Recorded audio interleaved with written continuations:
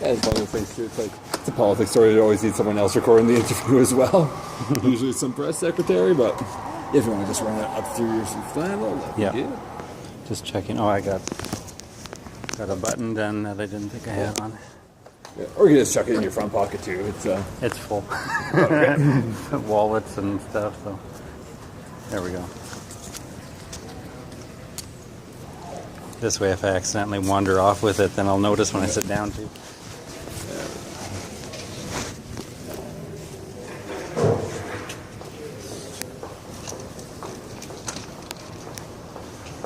That's good right there. If you want to give that cable just a little tug, so sure, makes sense. Yeah. Less visible. Just kind of hide it a bit. There we go. Good.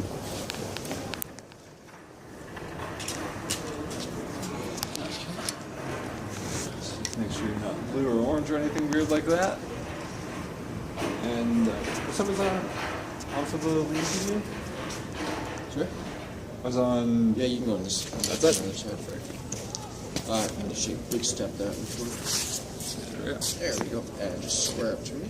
Yeah. Perfect. All right. Hey, good to go, Sean. No worries. So yeah, as we kind of get your thoughts on the decision and just talk about just your experience talking to the panel, and then now all that work just kind of for naught. Yes, and all those postcards that meant nothing as well. Yeah. It's shows, and I'm sure this totally won't bite them in the ass in a couple of years. It's a complete, to use undiplomatic language, an FU to young people that selected the Liberals on the hope that he was offering. Yeah, and then it's like it's kind of worried about that one. It's like, I don't know, it's like saying when you're an opposition party, we want to do electoral reform, make it more fair, but then when you get a big majority, it's like, well, the system's pretty good. Yeah, well, the writing was on the wall a few months ago because he was saying that it wasn't on voters' priorities list anymore because basically was saying that the good guys had won, and so what's the point of switching the electoral system because it worked for us this time? It was so cynical and awful, and then nothing was done. And so, I've lost trust in this government. I think I won't believe anything they say until I see it done now. Mm-hmm. All right, and we're going there? Yeah, just trying to step that way a little bit more, and you're really good. Right there? There we go. Perfect. Good to go. All right, John, you know the drill. Full name and spelling. All right, John Klein, JOHNKLEIN. Yeah, just for some kind of title to give you in relation to the story, what would you say be your preferred method of voting? Ranked ballot, proportional representation? What would you say? I think any system that is different from first past the post is the best system. Okay, to say just a little name bar, electoral reform support or something like that? All right, so just like I say, easy question. Your thoughts on the Liberals' announcement yesterday? I was very disappointed and betrayed.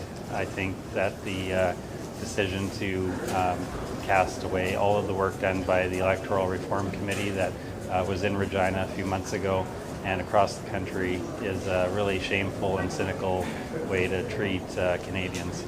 And what are your thoughts on presenting to the committee, going to that meeting, and then now all that work, the hundreds of hours that went into this being just kind of for naught now?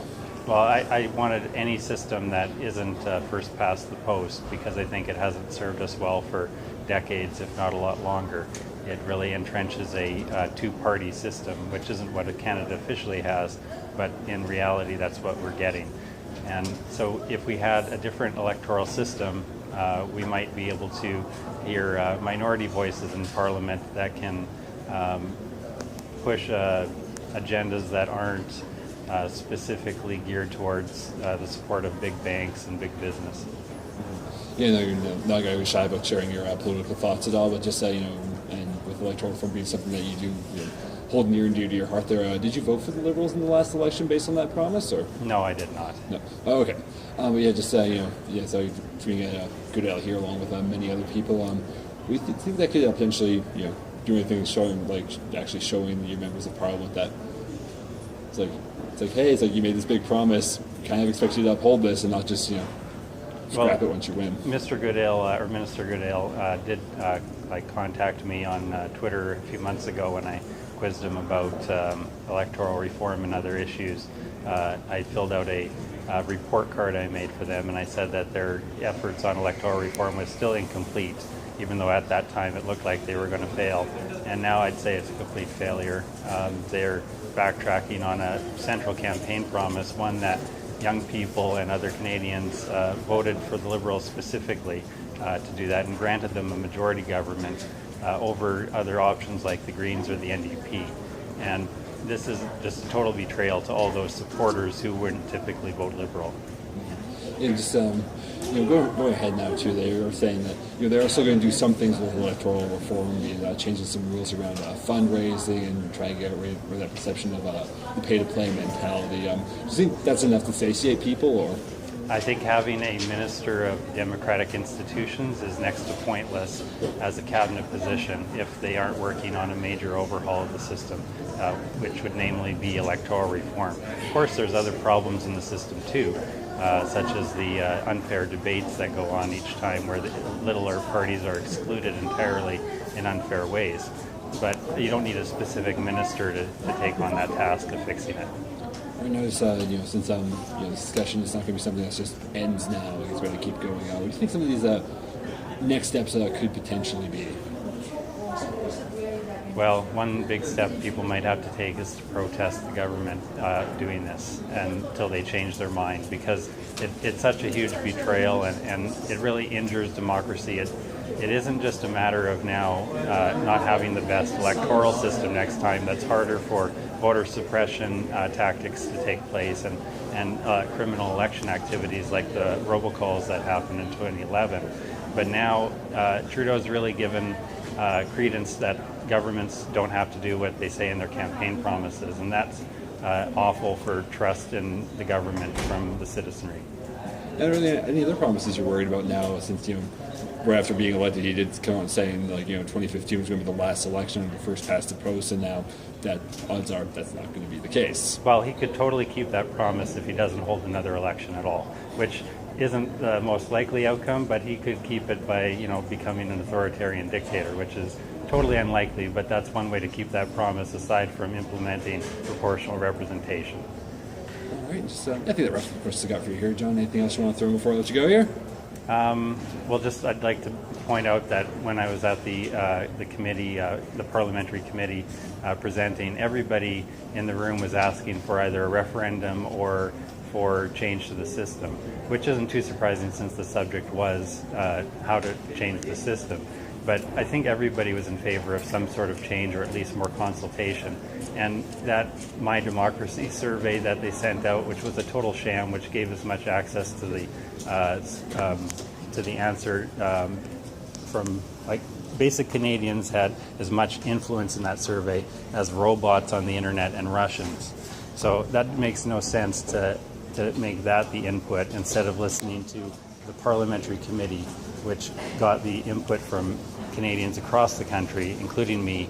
And I gave ideas like letting people who are 16 vote so that they don't remain disenfranchised. They get interested at a younger age. They might start thinking about it while they're in high school and then actually voting before they become an old 40 or 60-year-old. Yeah, it's definitely a lot of conversations that I had there, and then now it seems like they're being listened to, but yeah, hopefully we'll have that request out for Minister Goodell too, so hopefully we'll be able to put that together in Ottawa today. But yeah, let's go for some 2 shots now, Sean. But yeah, it's just hopefully talking to him around 3:30 or so here. Fingers crossed. Hopefully I have a message from his comms guy waiting for me when we get back to the office. But it's it's gonna be a pretty interesting one to negotiate or to dance around. Yeah, it's just one of your primary campaign promises. He in October he said better's always possible and real change is coming, and he's been thrown under the bus. So I don't know if he was deciding this in some great part. I mean, he is a senior minister, so he has a lot of influence. But maybe I think people I've talked to who are Liberals, they think that this is Ontario Liberals who are an old boys club that are calling the shots, because it's such a terrible, obviously bad decision that's unpopular. And it really only benefits the people who are in power right now. So it's clearly not being done for altruistic reasons or any of the really crappy reasons the Liberals are giving. It's done to maintain power for the Liberals, for the good guys. And then when they lose again in 2019 because of this, and we get another, possible Trump dictatorship from O'Leary or something, or Leach, then people are going to be crying foul. Yeah, it's going to be interesting to see how that all shakes out, especially when they just become major Canadian politics, when they inevitably become opposition again. Are they also going to be for electoral reform again, or what's going to happen there? Mm-hmm. So yeah, it's going to be an interesting one to see how they dance around this, especially as trotting out a junior minister to make a pretty major announcement. What I'd like Minister Gould to do is just to say, no, this is my ministry, I'm going to run it this way. The mandate isn't determined by the Prime Minister in this case, it's determined by the people. And say, I'm pursuing electoral reform because that's the right answer for Canadians and what they've asked for. And then if she gets fired, there you go, another scandal. It hurts the Liberals more. They maybe won't go that far and won't do that. But I don't know what kind of person she is, if she's a person of character or whether she's a Liberal toady. Yeah, and just even the whole we couldn't get consensus on there. It's like, well, people were saying a referendum. That's It's like, you're never going to get consensus on that, but it's like, what issue in Canadian politics has there ever been consensus on? So the instructions in the electoral reform mandate for the committee did not include seeking a consensus ansor. Yeah, it's like you can check the documents there, what has the most support here? Yeah, it was supposed. They weren't supposed to determine consensus about a specific system. Like they weren't supposed to say mixed member proportional. This is what everybody wants, even when it's clear not everybody wants mixed member proportional. Yeah, some people want just more just a basic PR system. Others may want ranked ballot. Lots of different opinions out there, but he's just trying to find something that can work best for the most people. Yeah, and if he changes his mind now, if Trudeau changes his mind and says, okay, we're going to just implement our favorite system, ranked ballot, there's not a lot that Canadians in Parliament or elsewhere can do to stop him. He's got the majority government. Exactly. He's going we got ranked ballot now, and moving on. Here's some education, how that all works, and that's about all people can really say that. Yeah, I still talk to Liberals who think that he's going to implement the promised changes to pot laws, and I don't think he will. Like, I've heard a better theory that he's just going to stall until 2019 and then use it as a carrot in the next election. Could be, yeah. Because it was supposed to be within a year. And 18 months, he was going to have electoral reform done in 18 months. No, bad 2 years chance. or whatever, but yeah. Mm-hmm. Well, he's got, I think we're at about 18 months in another month or so, right? Yeah. October minus 6, 10. Something like around April. April, because it's be coming up on 18 months with Global now, so election was 2 months later, so. We'll grab the mic back from there, John. Of course. Yeah, I gotta reacclimatize to the big minuses, so. But, for another week or so and get back to normal. Like on the TV, and I hope it warms up at least 5 degrees. Yeah.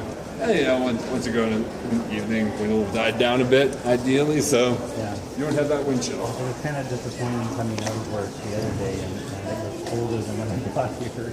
Yeah. It cooled off during the day. It's like, I was really looking forward to this ride home, and now it's sort of, man. Yeah. Great. So bad. Hopefully not too far to go. 4 kilometers. And it's separated infrastructure for most of the way. Some sidewalk and streets that are way too icy right now. Yeah. Getting started at a stop sign today was like, oh, I'm not moving. Definitely been there before, but we're just so car right now. But hopefully it